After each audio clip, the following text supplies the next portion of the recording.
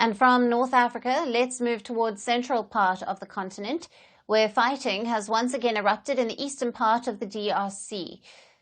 This after nearly 3 days of a lull. Now, the Rwandan-backed M23 Rebels have attacked the DRC Army's positions in the South Kivu province.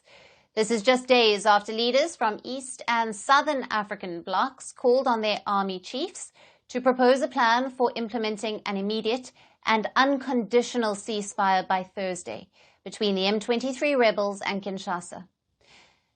Now, clashes and heavy shelling took place near the village of Ihusi, which is about 70 kilometers from South Kivu's provincial capital of Bukavu. It's also about 40 kilometers from the province's strategic military airport in Kavumu, which is the Congolese army uses to transport reinforcements and equipment to the region. The rebels have also threatened to advance toward the provincial capital of Bukavu. Earlier, they had paused their march towards South Kivu's capital after declaring a unilateral ceasefire. But in a post on social media platform X on Tuesday, a spokesperson for the Congo River Alliance, that also includes the M23, threatened that if crimes against their compatriots persist in the city, they would take full responsibility to eradicate the threat and protect their people.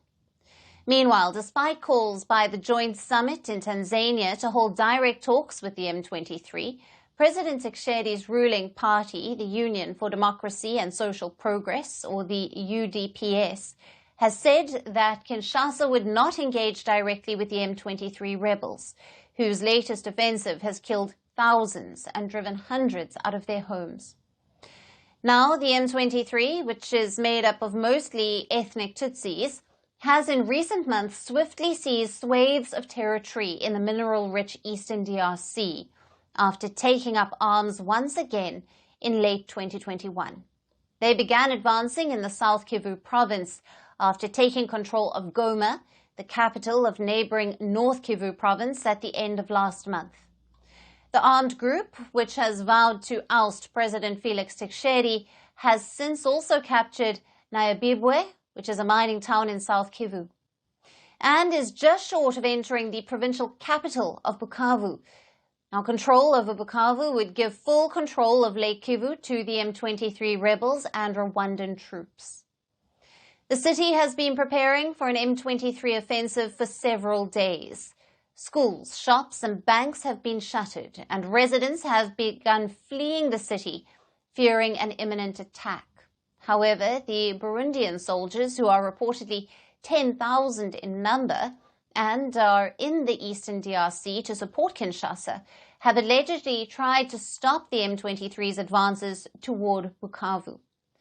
Moreover, these latest clashes come at a time when almost 300 Congolese soldiers are being put on trial in a military court in Bukavu for charges including rape, murder and looting.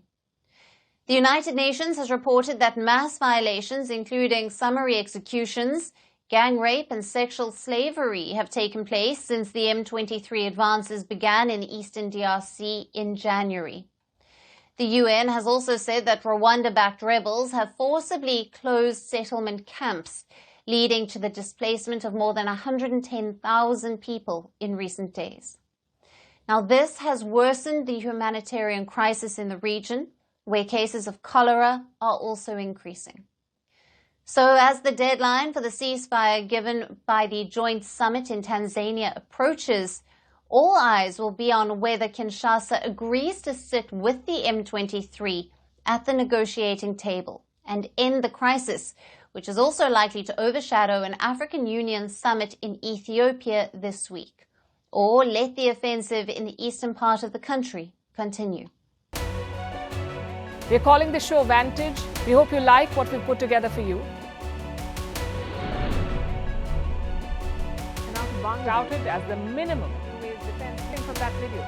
India's neighbors were the first to send the special edition of Vantage live from the White House throughout this week. Yes, Hindu Mandir, we're on our way to Tel Aviv. Measure, but it's also the perfect way to drive I don't think that Prime Minister of Bhutan, Sherin Tagwe. Welcome to 60% of the world's office, Prime Minister Modi. Divyan, We were actually how are you doing? How do you like? It's been 1 year since that meeting. Iron bars separate you from the outside. Out the vote effort. Trump had, it says, and at $4.3 trillion. 300 billion by 2030.